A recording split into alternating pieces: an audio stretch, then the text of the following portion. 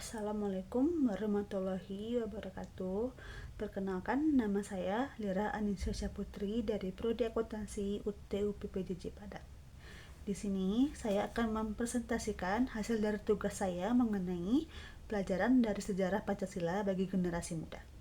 Di sini saya akan menjelaskan proses lahirnya Pancasila mencakup BPUPKI, Piagam Jakarta, dan PPKI.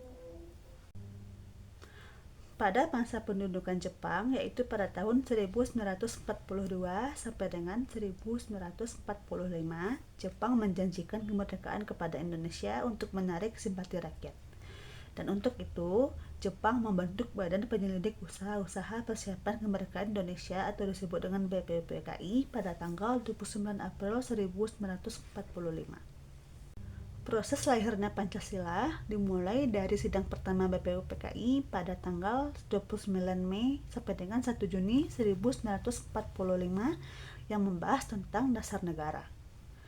Pada sidang pertama, tanggal 1 Juni 1945, Insinyur Soekarno menyampaikan pidatonya di depan sidang BPUPKI dan mengusulkan 5 dasar negara yang kemudian diberi nama Pancasila. Pidato tersebut menjadi momen bersejarah karena 1. Untuk pertama kalinya istilah Pancasila diucapkan secara resmi oleh Insinyur Soekarno. 2. Menjadi tonggak awal lahirnya dasar negara Indonesia. Dan ketiga, menyatukan berbagai gagasan tentang dasar negara yang sebelumnya diajukan oleh tokoh-tokoh lain seperti Muhammad Yamin dan Supomo. Dan inilah sebabnya 1 Juni diperingati sebagai hari lahirnya Pancasila. Peristiwa sidang BPUPKI pada 1 Juni 1945 saat Soekarno mengusulkan dasar negara yang disebut Pancasila mencerminkan nilai-nilai Pancasila seperti 1. Persatuan, karena para tokoh berusaha menyatukan berbagai pandangan demi kepentingan bangsa. 2. Kemanusiaan dan keadilan, karena menginginkan negara yang menjunjung martabat kemanusiaan. 3. Ketuhanan, karena menghargai perbedaan agama. Serta yang keempat, kerakyatan, karena keputusan diambil melalui musyawarah. Semua nilai tersebut menjadi dasar terbentuknya Pancasila sebagai ideologi pemersatu bangsa. Selain BPUPKI, Piagam Jakarta dan PPKI juga memiliki peran penting dalam proses lahirnya dasar negara Indonesia. Piagam Jakarta bertugas merumuskan dasar negara dan menjadi rancangan awal pembukaan Undang-Undang Dasar 1945 yang berisi kesepakatan antara golongan nasionalis dan Islam.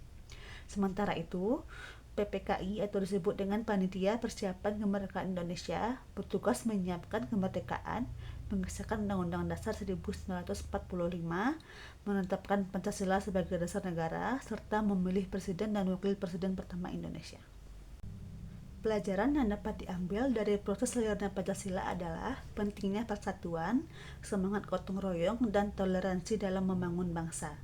Para pendiri negara rela berkompromi dan mengutamakan kepentingan bersama demi terciptanya dasar negara yang dapat diterima oleh semua golongan.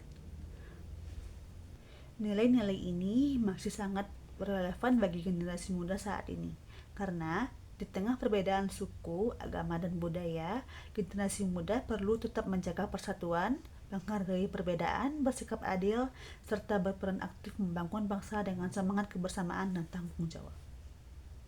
Jadi, dapat disimpulkan bahwa Pancasila sebagai dasar negara Indonesia sangat penting kedudukannya di negara Indonesia. Cukup sekian presentasi dari saya. Terima kasih atas perhatiannya. Semoga apa yang saya sampaikan dapat menjadi bekal untuk kita semua di kemudian hari. Wassalamualaikum warahmatullahi wabarakatuh.